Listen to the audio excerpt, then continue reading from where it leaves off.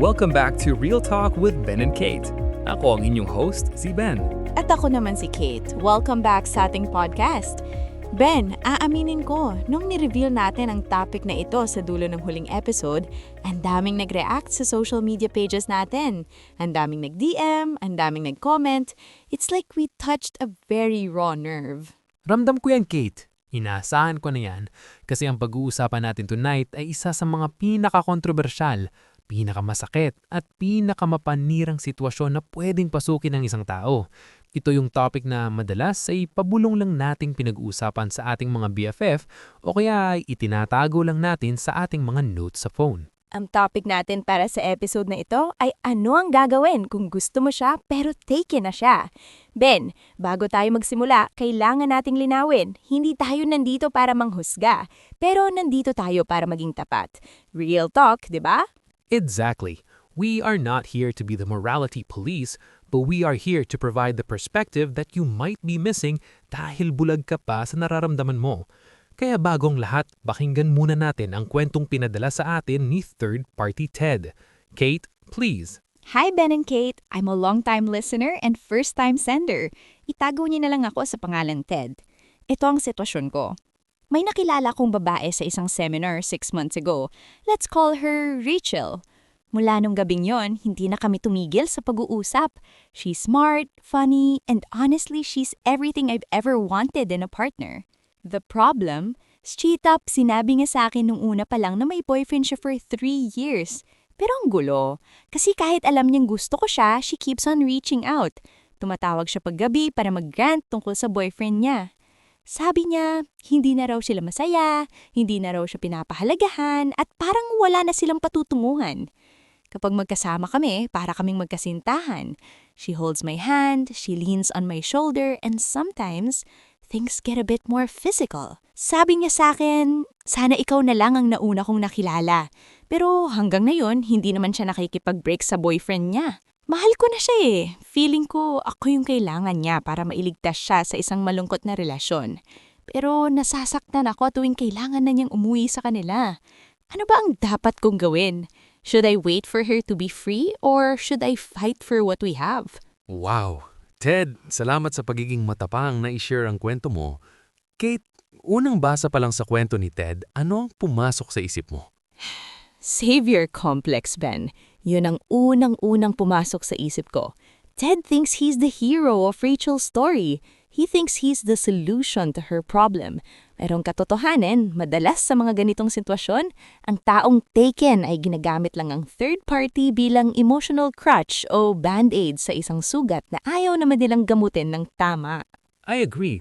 Real talk, Ted. At sa lahat ng mga Ted na nakikinig ngayon, kapag sinabi ng isang tao na hindi na sila masaya, pero hindi pa rin sila umaalis, there is a reason for that. Usually, it's because they still find something valuable in that relationship, or they are just too afraid to be alone. At ang masakit pa rito is the, sana ikaw na lang ang nauna kong nakilala, line. That is a manipulation tactic, intentional man o hindi. It keeps Ted on the hook. Pinaparamdam nito kay Ted na special siya, na siya ang ideal pero without the commitment. Let's talk about the taken person psychology. Bakit ba nila ito ginagawa? If Rachel is truly unhappy, why stay? Many reasons, Ben. One is security. 3 years is a long time. The boyfriend represents comfort, history, and social stability. Si Ted naman represents excitement and validation. Rachel is getting her security from the boyfriend and her kilig from Ted. She has the best of both worlds while Ted is left with the crumbs of her time. And Ted, is suffering because he's investing 100% in a person who can only give him, 20%? Because the remaining 80% of her energy is spent maintaining her current relationship or dealing with the guilt of talking to Ted. Ben, we need to address the elephant in the room. What happens if Rachel actually leaves her boyfriend for Ted? Ito ang hard truth, Ted. At sa lahat ng mga Ted na nakikinig ngayon, if she can do it with you, she can do it to you.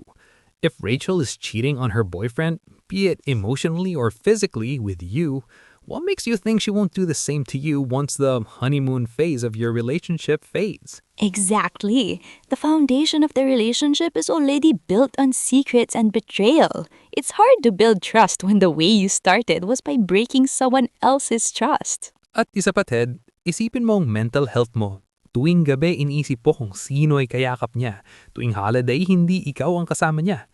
You are constantly in a seat of anxiety and competition with a person who doesn't even know you exist as a threat. Napaka-exhausting niyan. 'Di ba, Ben? Imbes na nag-e-enjoy ka sa life, nagiging secret agent ka na kakatingin sa post ng boyfriend niya para malaman kung nasaan sila. That's not love. That's an obsession fueled by scarcity. So, back to Ted's question. Ano ba dapat kong gawin? Kate, kung kapatid mo si Ted, anong sasabihin mo sa kanya? Una, sasabihin ko sa kanya, withdraw. Ted, kailangan mong lumayo. Not because galit ka sa kanya, but because you need to see the situation clearly. Hanggat andyan siya na laging handang sumalo sa kanya tuwing nag-aaway sila ng boyfriend niya, never siyang makikipag-break. Bakit siya aalis sa boyfriend niya kung nakukuha naman niya sa'yo yung kulang? Tama. You're making it too easy for her to stay in a dead relationship. By being her backup, you are enabling her to stay with a boyfriend. If you truly want to see if she chooses you, you have to remove yourself from the equation. Let her feel the void. Let her realize what it's like to actually not have you. Second advice, demand clarity. Real talk, Ted. Sabihin mo sa kanya, Rachel, I love you and I want to be with you, but I won't be the third person in this relationship anymore. If you want me, then fix your situation first. Call me when you're single. That takes a lot of balls, Kate, pero yan lang tanging paraan para ma-preserve ang dignity mo. Kasi right now, Ted, you were settling for being an option. And as we always say here in Real Talk, never make someone a priority when you are only an option. And third, evaluate why you are attracted to this chaos. Minsan, Ben, we are attracted to taken people because we are afraid of real commitment ourselves. Safe sila kasi alam nating hindi sila pwedeng maging atin ng buo. It saves us from the vulnerability of a real, 100% available relationship. Ouch! That hits deep. Baka nga naman may internal issues din si Ted kung bakit siya napasok sa ganitong gulo. Ted, ask yourself, do I feel like I only deserve the crumbs of someone else's love? Bakit hindi ako naghahanap ng taong single at kayang ibigay ang buong mundo sa akin? Ben, let's talk about the people who say, "But Ben, Kate, we're just friends. I just have a crush on them and they are taken. Is it wrong to stay as a friend?" Man, alam natin ang answer niyan. Friendship is often the mask we wear to stay close to the person we can't have. Pero honestly, it's self-torture. True. If you're staying friends with someone you have deep feelings for while watching them love someone else, you are not being a friend. You are being a vulture. Naghihintay ka lang na mamatay ang relasyon nila para makakain ka. That's not a healthy friendship. And it's unfair to the current partner. Put yourself in the shoes of the boyfriend or girlfriend. How would you feel if you knew that your partner's best friend is just waiting for you to fail? It creates a toxic environment. Yeah, for those who are secretly in love with a taken person, distance is your best friend.